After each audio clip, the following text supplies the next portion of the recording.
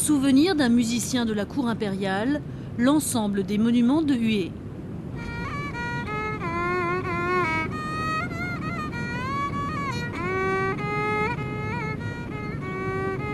La dynastie des Nguyen, la dernière dynastie du Vietnam, a choisi Hue comme capitale en 1802.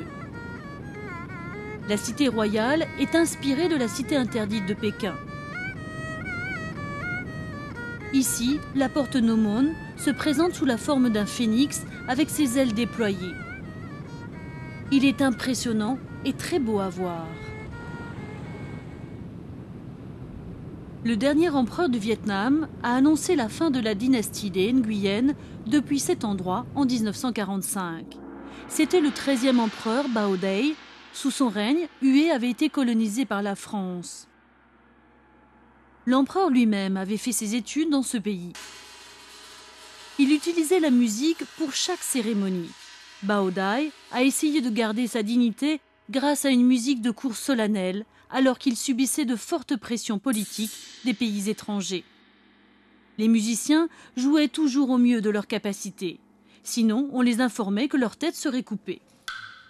La musique de cour est toujours enseignée à l'université de Hue afin de transmettre la tradition aux générations futures.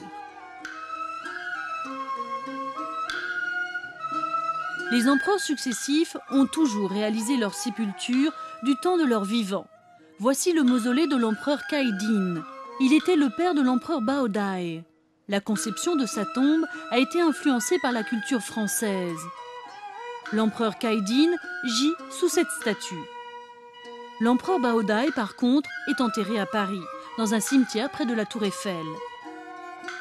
Les pièces sont ornées de mosaïques de porcelaine et de verre. Le dragon était le symbole de la puissance impériale.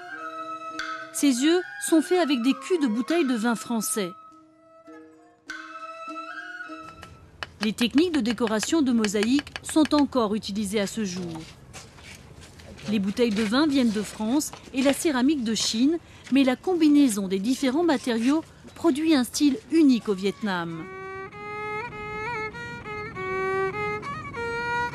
La musique de cour est un héritage précieux du temps où la paix régnait au Vietnam. Les traditions d'hier sont transmises aux générations futures.